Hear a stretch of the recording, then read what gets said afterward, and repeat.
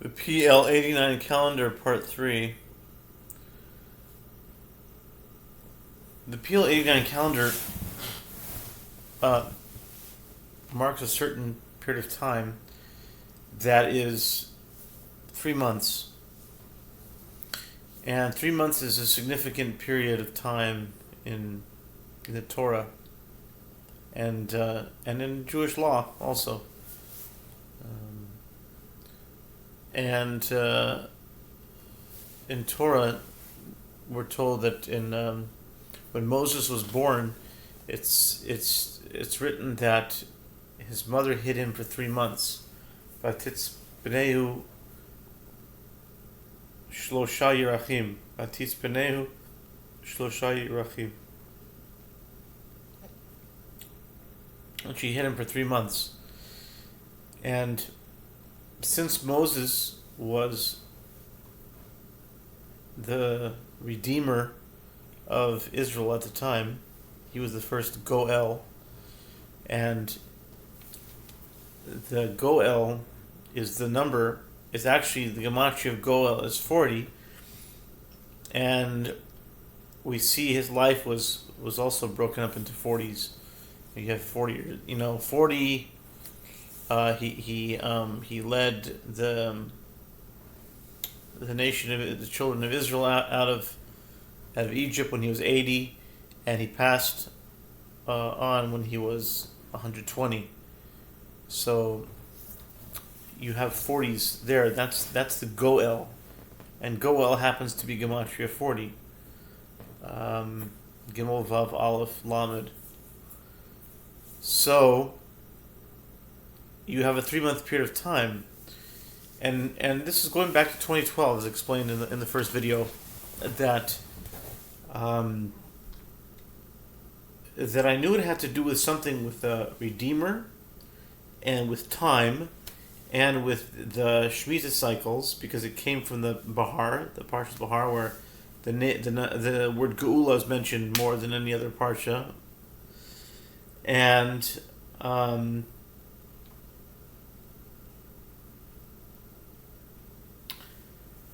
then I was doing research on astronomy, planetary information, and it became very confusing during COVID time, because for years I never took this flat Earth thing seriously at all. I didn't think there was anything to it. I mean, how could you think the world is flat? But then I started to see people make arguments, and at this point, I'm not exactly sure which way or the other and how it can be proven.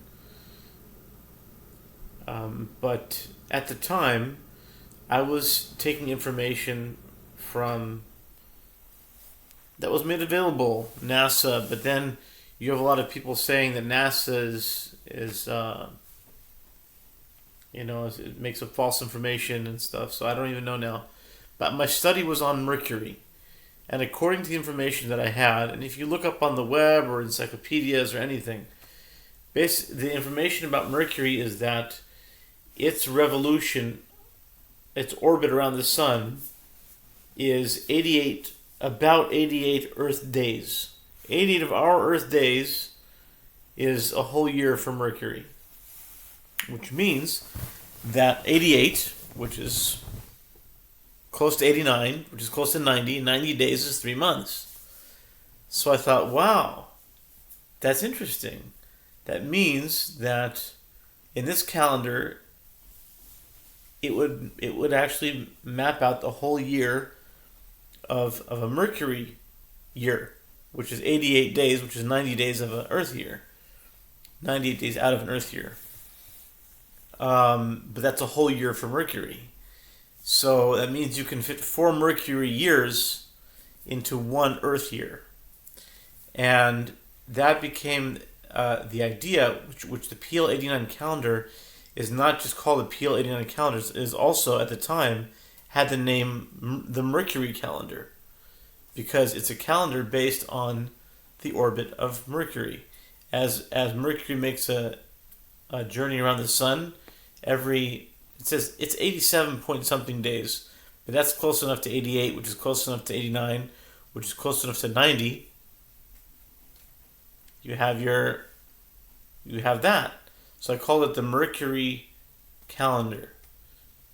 But now there's some people that try to bring proofs that the planets don't go around the sun, the Earth doesn't go around the sun is just going across the face of the Earth and it's flat. If that's the case, then does Mercury really exist? Which leads me to another question, and this is important because it goes into the verses and the numbers. And in this system, numbers are very important. Numbers, where they're placed and what they suggest, what they mean. And I came across this. It's not NASA. It's from the European Space Agency and Japan's Aerospace Exploration Agency to the planet Mercury. It's called Bepi Colombo. Bepi Colombo. It's a joint mission between these two agencies. The mission comprises 2 satellites launched together: the Mercury Planet Orbiter and MEO, the Mercury Magnetospheric Orbiter. So it's the MPO and the MMO. And the mission will perform a comprehensive study of Mercury, including the characterization of the magnetic field of Mercury, magnetosphere, etc. The point is that it was launched on October 20th of 2018. And these dates are very significant to me personally in life because the Mercury calendar was created in Elul, or September time, late August, September, around, of 2012, which is the year 5772. And 6 years later is when this Bepi Colombo was launched. And that came also at a point in time in 2018, which was October 20th, it was right after Rosh Hashanah of the year 5779. That was actually when it was a major change in my life, let's put it that way. And so there's a connection with the calendar and with my arrival back into a certain place in life. Okay. And its arrival at Mercury is planned for 5th of December 2025. And that's very significant too, because the 20th verse in Leviticus 25 is the basis for this calendar. So is that a coincidence? I mean, it's pretty amazing that you have that such an exact matching of the numbers, that this Bepi Colombo, which is to Mercury, matches the numbers, the exact numbers of the verse in the Bible through which I got this calendar from in the first place. Okay? So it's going to, in 25, it's going to a flyby of Earth, 2 flybys of Venus, and 6 flybys of Mercury. Now this is not NASA. These are other space agencies, and they're launching satellites. And so, what do I do with this information? The thing is that I wouldn't even care about this if it didn't match the stuff that I was working on way before I even heard of this stuff. Okay, so that's the issue. The question really is, what does Mercury have to do with it? And does Mercury even exist? So when March of 2020 happened, major changes took place. It wasn't just that Corona hit and the world, went on its head, like, so to speak, in many ways, and just went berserk.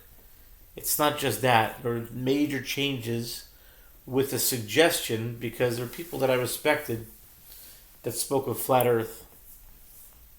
And I was just so shocked, and I was like, just completely confused because my whole cosmology, my whole way I understood the world and how space is and everything and the planets, and now you're saying that the Earth does nothing revolves around the sun, and all of my calculations and work,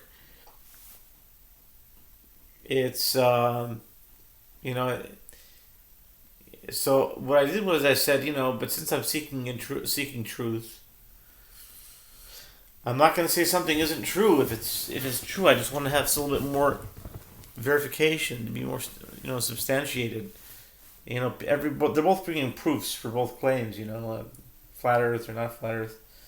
But for me, that doesn't really matter. I mean, I always made a joke to myself. I said, I don't know if the Earth is flat or not, but when I go to get coffee, it seems pretty flat to me. And it's kind of like a silly idea of basically saying that, to me, things are flat. I'll occasionally have to walk up a hill, but for practical reasons, it doesn't really matter if the Earth is flat or not. But to get my coffee, I'm glad that the Earth is flat. The sidewalks are flat, makes it easier to walk on. But anyway, so that's where I'm at. I'm just holding this information. Does it matter if one knows?